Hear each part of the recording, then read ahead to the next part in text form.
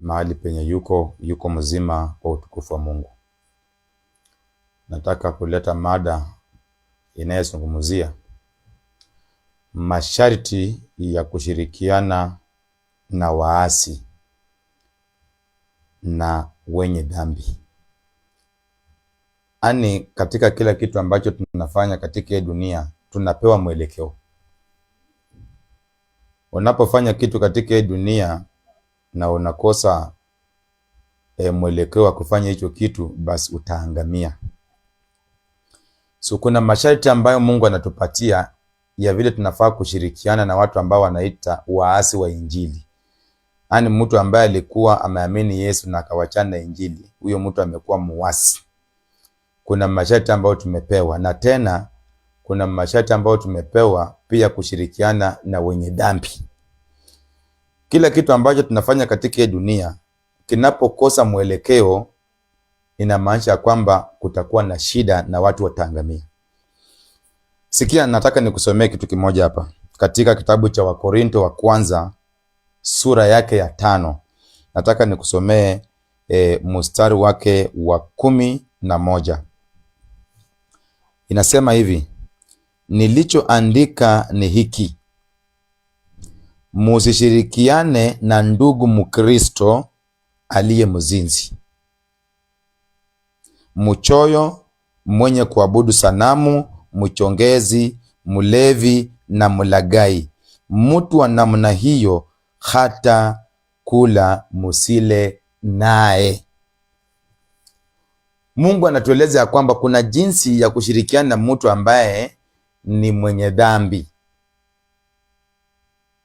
ambaye alikuwa ni Mkristo lakini ameamua ya kwamba ataendelea kuogelea katika dhambi, na hiyo dhambi ndiyo alisema ya kwamba ametoka ndani. Kuna jinsi ya mtu kama huyo vile unafaa kushirikiana naye. Katika dunia, serikali ikikupata unashirikiana na gaidi, wale watu ambao wanatafutwa. Sasa kuna vikundi kama Boko Haram, Al-Qaeda, Al-Shabaab. Mtu yote akipatikana katika hivi vikundi akishirikiana na watu kama namna hiyo, kila mtu anajua ghadhabu yake ni kuuawa. Ama kama utashikwa, ile mateso ambayo utapitia unajua. Sasa kama serikali inaona huyu mtu ni gaidi na inapeana mwelekeo ya vile huyu mtu unafaa kushirikiana naye, sasa je, kwa Injili Mungu anasema msishirikiane na mtu ambaye ni ndugu Mkristo, ambaye anasema ameamini kwa Kristo lakini bado anaendelea kuogelea katika dhambi. Dhambi imekuwa sehemu yake ya maisha na anaifurahia. Hata mtu yule msishirikiane naye, hata msikule naye. Sasa hapo nataka tuelewane hapa. Utatoa mistari, hata Yesu alisema siku kujia watakatifu.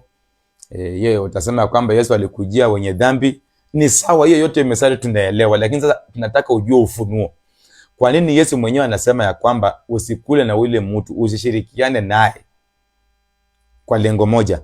Wakati mtu amekuwa mtenda dhambi, lengo ni moja. Wakati mtu amekosea, lengo tu ni moja. Wakati tunashirikiana naye, hatushirikiani katika biashara nyingine. Biashara yetu na ule mtu ni moja, kumwambia mahali amekosea na kumwambia kurudi katika njia ambayo inastahili. Lakini kama tutawacha hilo lengo, tuanze kushirikiana naye kupanga vitu zingine, hatutakuwa tunamsaidia, tutakuwa tumeungana pamoja na huyu mtu kumpotosha. Ndio maana Yesu akasema mtu yule kama mtashirikiana naye, ile mlango tumepewa, ile nafasi tumepewa kushirikiana na mtenda dhambi ni kumhubiria Injili awachane na dhambi. Hiyo peke yake. Mtu aliyekuwa kwa Kristo na kaanguka. Sasa wacha tusome katika kitabu cha Wahebrania ndio pia ujue. Wacha tusome Wahebrania 6 kuanzia 4. Sikia, maana watu waliokwishwa kuangaziwa wakaonja zawadi ya kimbingu, wakashirikiana Roho Mtakatifu, wakaonja wema wa neno la Mungu. Unasikia? Na nguvu za ulimwengu ujao. Kisha wakaasi, imani yao haiwezekani kuwarudisha hao watubu tena. Hao wanamsulubisha tena mwana wa Mungu na makusudi na kumwaibisha hadharani. Mtu mwenye alikuwa ameamua kufuata Yesu akahubiri habari za Yesu, huyu mtu ameanguka. Unasikia vile Yesu mwenyewe anasema ni ngumu huyu mtu kurudi. Na kama kutashirikiana na yeye ni lengo moja la kumwambia makosa yenye ameyafanya, uasi wake, na kumwambia kenye alifanya ni makosa mpaka rekebishe, ndio tukuje tuendelee kushirikiana na yeye.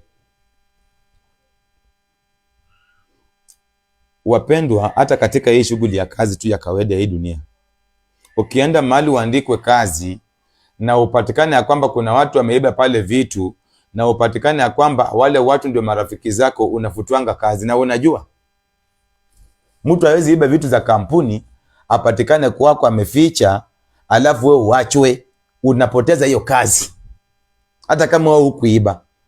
Wakati mtu muovu, mtu hatari, gaidi anatafutwa na serikali ya hii dunia. Sasa hii kuna pale Rwanda kuna watu ambao wanasemekana walihusika katika vita, katika mambo ya genocide. Wamewekwa, wako wanted. Hao watu wanatakikana kila mahali, hata kwa mipaka. Ukipatikana hao watu unakamatwa, na wewe haukuwa katika hiyo genocide. Unasikia? Na hiyo kila mtu anaelewa. Ukipatikana na mtu ambaye anauza madawa za kulevya kwa nyumba yako, mpendwa, kama sio Mungu utakamatwa. Na unajua hauwezi kupatikana na mtu ambaye ni hatari, anayetakikana na serikali, mtu anayetakikana na magaidi, apatikane kwako alafu wewe uachwe. Hiyo najua, lakini ya Mungu ndio kupingana. So Yesu mwenyewe anasema kama mtu ameanguka haina shida, lakini sisi tutaweza kushirikiana naye katika masharti moja tu, ya kwamba masharti ile ni ya kwamba tutamueleza makosa yake. Kama alikuwa amechukua bibi ya mtu, tumwambie rudisha bibi ya mtu. Kama huyo mtu alienda kaiba mahali shamba na linatakikana, tumwambie arudishe lile shamba. Kama ule mtu amekuwa muuaji, tumwambie atubu hiyo dhambi, akubali alifanya hayo makosa. Tunaweza endelea kutembea naye, tutaendelea kukula naye, hata tutaendelea kufanya biashara naye. Huo ndio ukweli. Kama kwanza tumeshamueleza makosa yake na amekubali.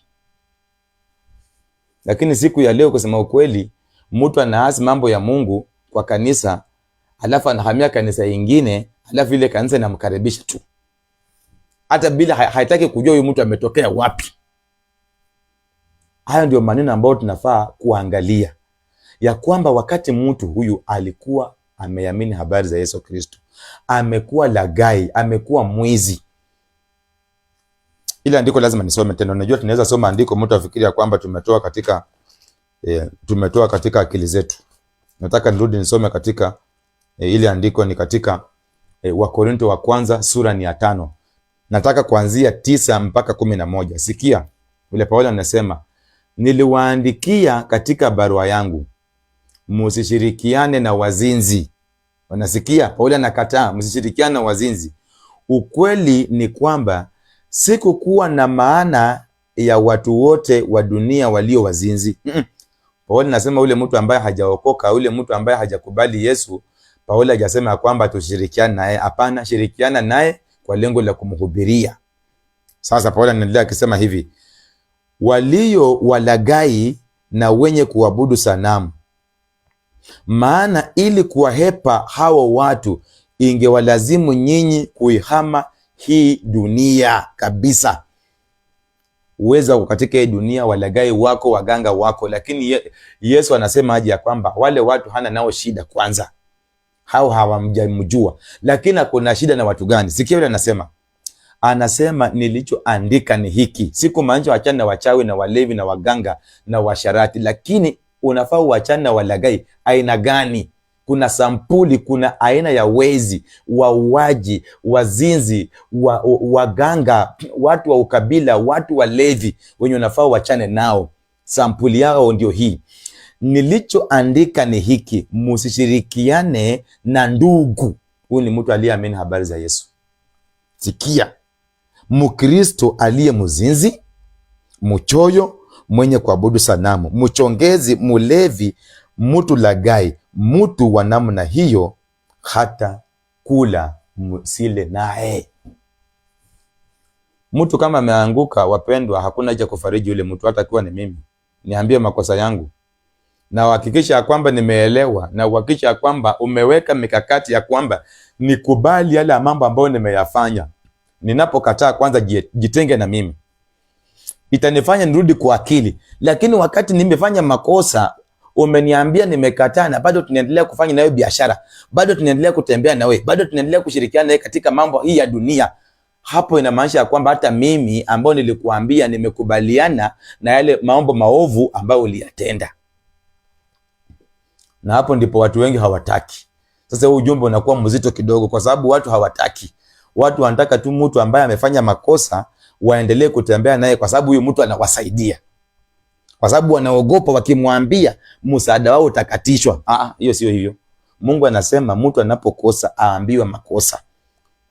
Hiyo ndio lengo ambalo Mungu anatukutanisha na watu ambao wameasi ama wenye dhambi. Ni shughuli moja tunapokuwa nao, tuwahubirie. Wakati uko na mtenda dhambi unamwambia nini?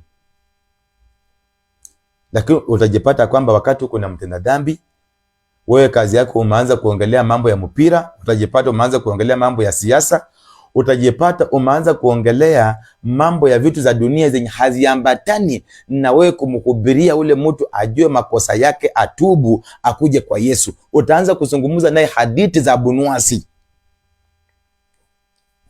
Yesu akasema kama hiyo ndio hadithi ya Abunuwasi itakupeleka kwa mtenda dhambi, basi wachana nayo. Kama utakana mtenda dhambi uanze kumwambia mambo ya mpira, uanze kumwambia mambo ya siasa na uchumi wa hii serikali, basi hautakuwa unasaidia ule mtenda dhambi. Ule mtenda dhambi wakati Mungu anakuunganisha na yeye, lengo ni moja, umhubirie atubu dhambi, amrejelee Mungu, aokoke. Kama alikuwa amekosea, ukwamilie makosa yenye amefanya pale, uhakikisha kwamba ule mtu anayasadiki na anaonesha ya kwamba kweli amekubali yeye ndiye alitenda haya makosa. Lakini siku ya leo kumekuwa na ukora. Watu wanapofanya makosa hawaambiwi kwanza, because huyu mtu ni tajiri, utaenda kumwambia makosa yake utafutwa.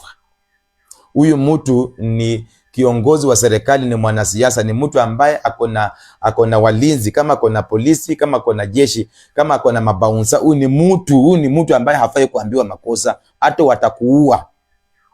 Sasa ule mtu anabaki ametenda dhambi, anashirikiana hata na mapasta. Hakuna pasta anaweza kumwambia, hakuna hata apostle anaweza kumwambia, hakuna hata evangelist anaweza amhubirie na mwambie ndugu, hapa mahali ulifanya makosa, tubu.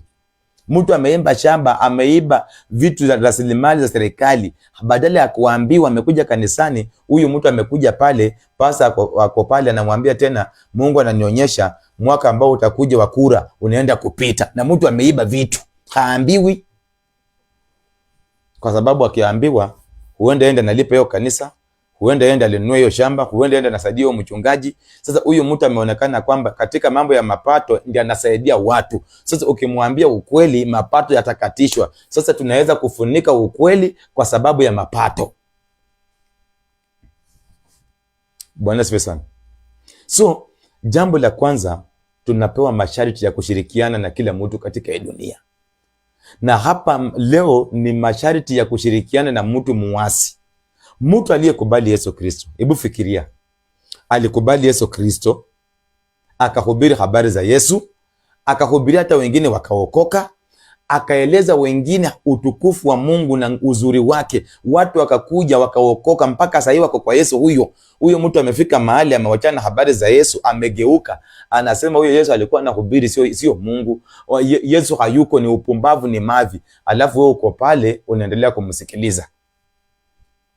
Utakuwa mpumbavu zaidi kuliko huyo mtu, utakuwa muasi zaidi kuliko huyo mtu. Lakini kama mtakaa chini na ule mtu, mkae katika masharti ya kwamba ninataka nikuambie ndugu ama dada, hapa kuna mahali umeangukia. ulimhubiri huyu Yesu, ulihubiria watu wakaokoka, ulielezea watu uzuri wa Yesu, ushuhuda wako ndio huu. Tunaona hata watu wakikuja kwa Yesu wakishukuru, wakisema kweli kupitia kwa huu ujumbe wako tumemfuata Yesu, tumekubali. Kwa nini leo umegeuka ujumbe ambao ulihubiria watu na umefika mahali umeukataa? Alafu mimi kama mchungaji, mimi kama mwinjilisti ninakaa na wewe, tunaanza kufanya nayo biashara, tunaanza kuongelea mambo ya serikali, tunaanza kuongelea siasa, tunaongelea mambo ya jamii, na umekataa ile kazi kubwa uliopewa na Mungu. Hiyo sifanyi, usinitafute kwa hiyo. Mtu kama aliangukia katika uasi, tunapokaa chini tunaongelea vile anafaa kurudi kwa Mungu. Kama hauko tayari kurudi kwa Mungu, biashara yako na mimi imeisha.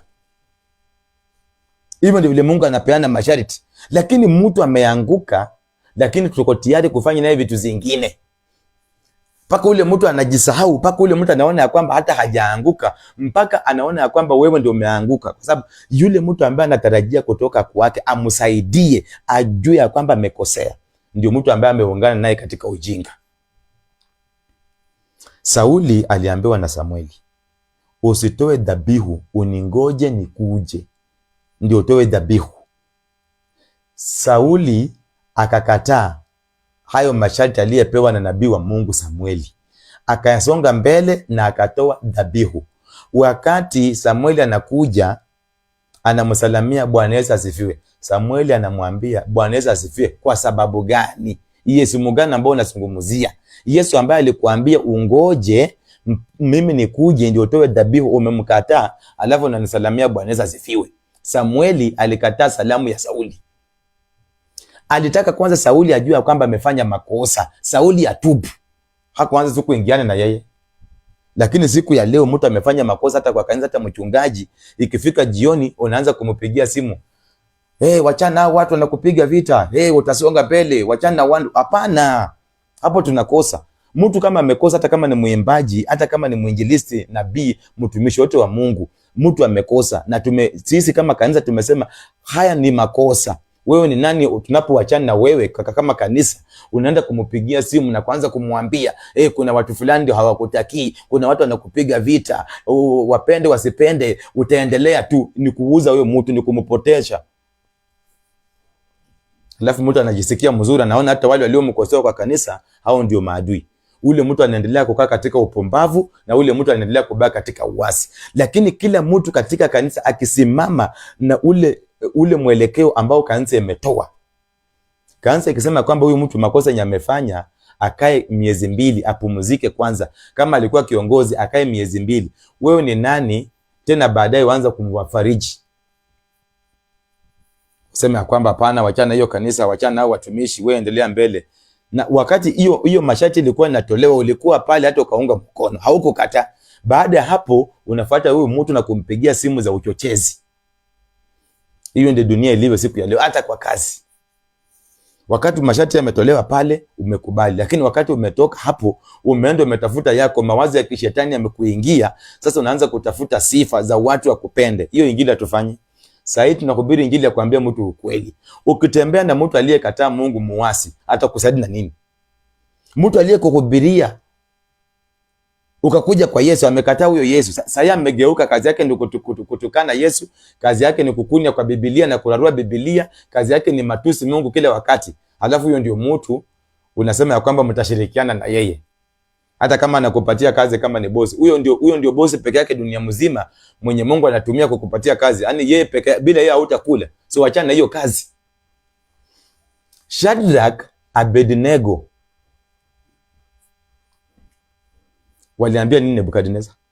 Walimwambia Nebukadneza, sisi tunajua ile kazi ulitupatia, lakini kwa hiyo kazi hatuna nayo shida, lakini kuinua sanamu na useme ya kwamba hii sanamu iabudiwe, hiyo nayo tunakuambia waziwazi, unabakia kuwa mfalme wetu, lakini naye upande wa kuabudu sanamu tumekataa.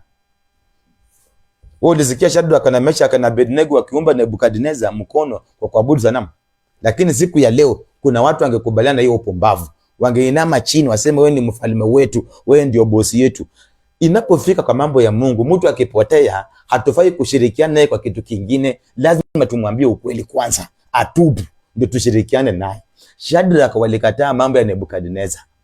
Wakamwambia, sikia, ujue hivi, Sisi tunajua wewe ni mfalme, hiyo hatukatai. Na hata wewe ndio umetuandika kazi na tunafanya hiyo kazi na tunaendelea, haina shida.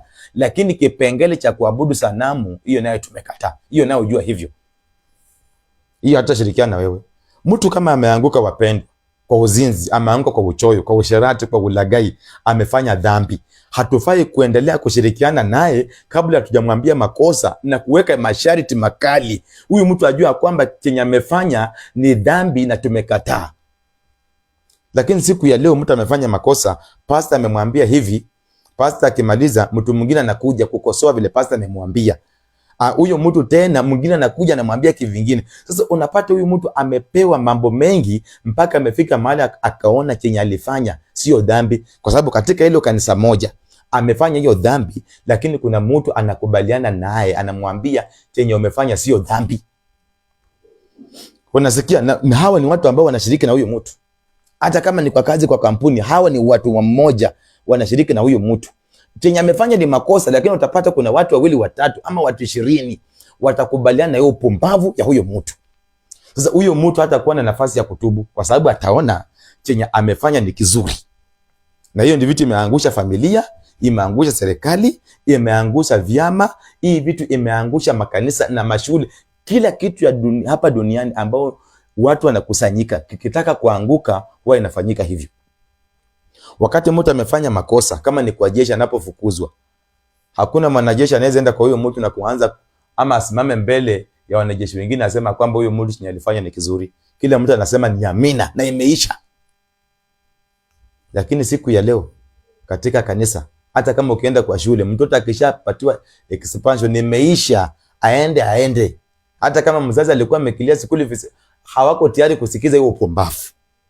Hata kama ni kwa kazi utafukuzwa tu, unajua. Hata kama ni kwa familia, kuna familia ambazo ukikeuka misingi zao unafukuzwa. Hata kama ni mali ya hiyo familia hautapata, unajua. Ndio maana uko hapo unatii kila kitu ambacho familia yako inakwambia.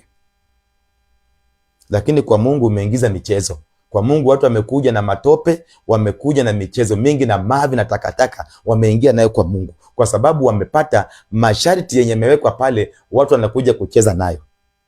Mtu ameanguka katika dhambi. Hapa ni Biblia inatuambia kwamba, Paulo mwenyewe anatuambia kwamba sijasema msishirikiane na wezi, hapana, hao hawajaokoka. Lakini aliye katika Kristo mwizi, huyo mtu naye ambiwa tu makosa yake. Mimi nami lazima nikitembea na wewe, makosa yakikupata, kama umeokoka nitakwambia tu ndio tuendelee na wewe safari. Mimi sitakuacha hata ukue nani.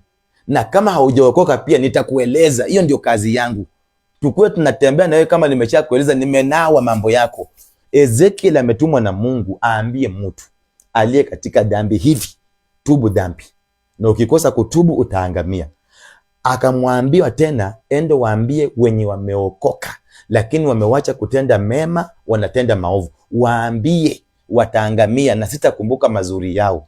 Waambie. Kwani Mungu anatumia Ezekiel kwanza aambie watu ambao walikuwa wanatenda mema na wakawacha wanatenda dhambi, waambiwe ya kwamba wameanguka. Kwani hakuenda kuambia nyinyi muendelee tu kuabudu, mtatubu baadaye?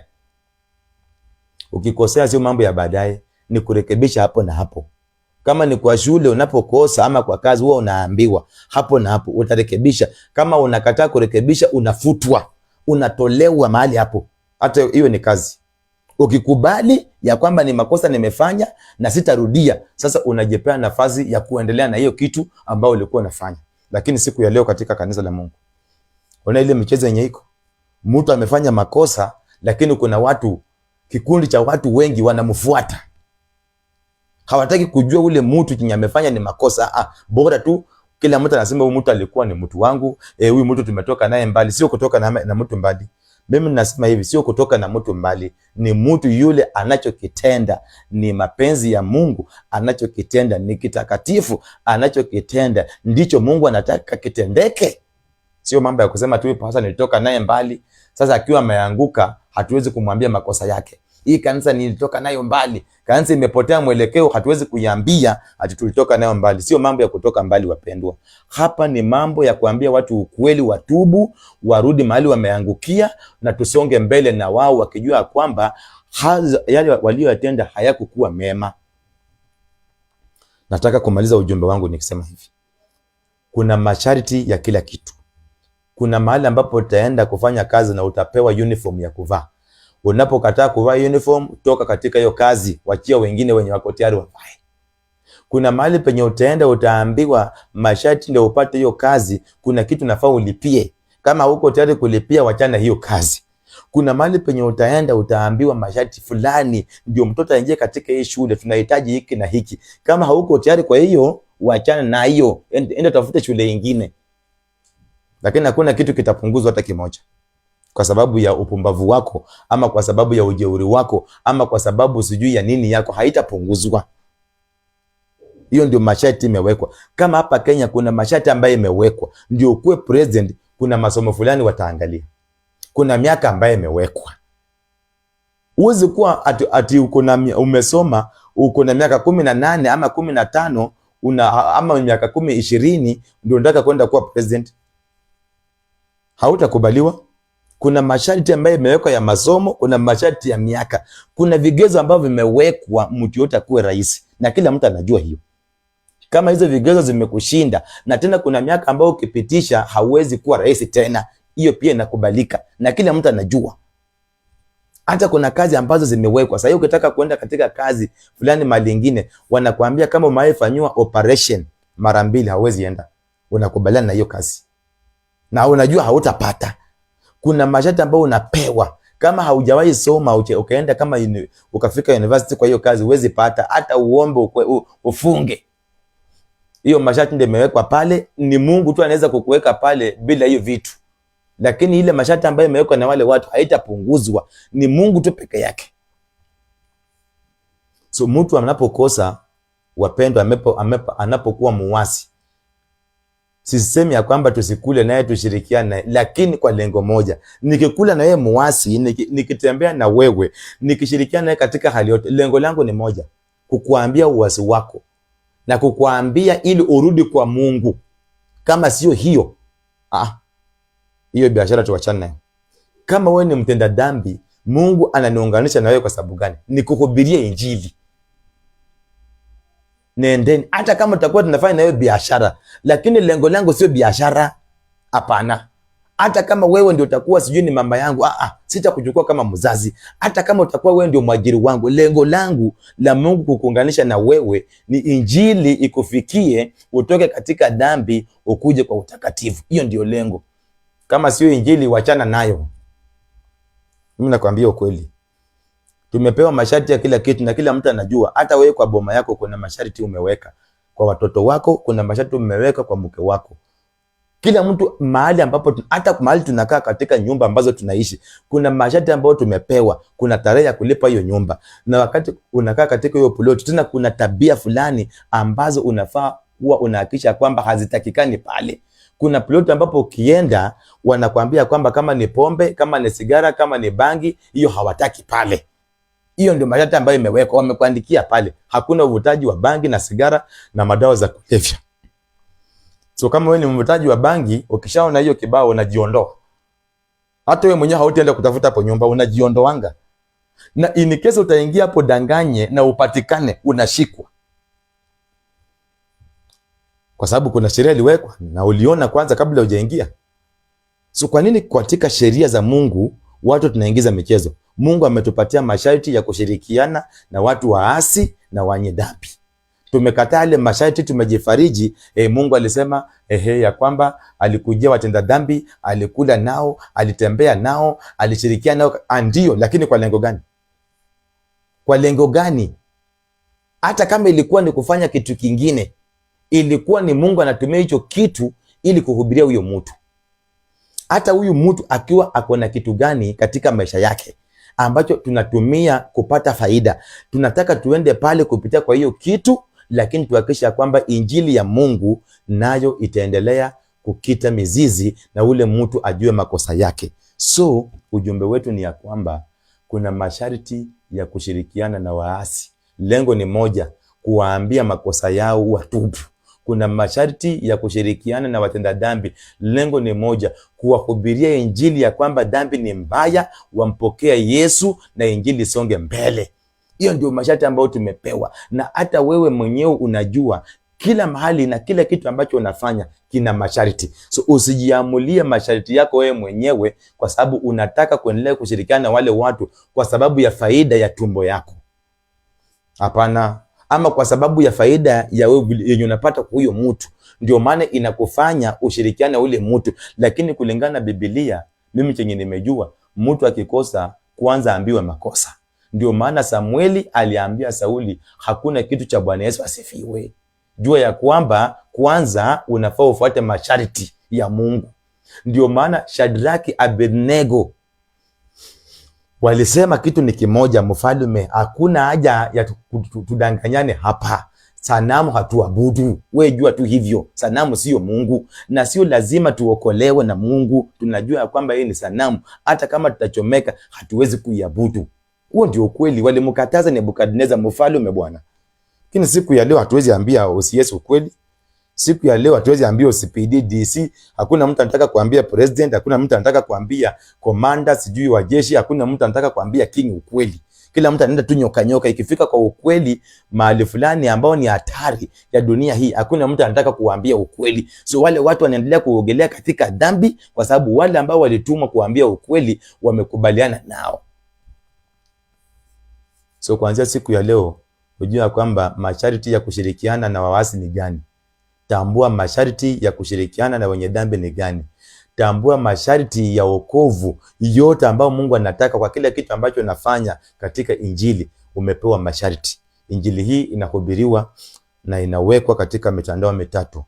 YouTube channel ni Believe and Obey the Only True God. Facebook hapa ni Believe Obey.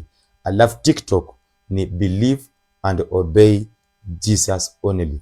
Wale ambao mmepokea ujumbe mahali penye muko, Mungu awabariki. Kama ulikuwa na upungufu wa mahitaji, kama ulikuwa na tatizo lolote, Mungu mwenyewe anajua hilo tatizo, anajua ule upungufu.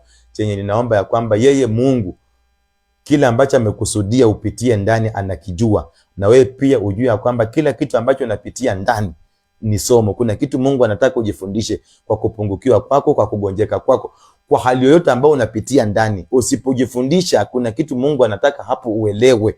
Usipojifundisha ulalamike, basi utaendelea kuteseka. Lakini unapokubali waambie Mungu, Mungu nieleze kupitia kwa haya magonjwa, kupitia kwa mimi kukosa chakula, kupitia kwa mimi tatizo hili na hili, unanifundisha nini? Mungu atakufundisha hiyo sababu, na utakapoielewa itakuwa ni furaha kwako na tena furaha kwa Mungu. Mkawe na wakati mwema na injili ya Mungu itaendelea. Na zaidi ya yote, utakatifu ndiyo kio chetu. Mungu awatende mema. Amen.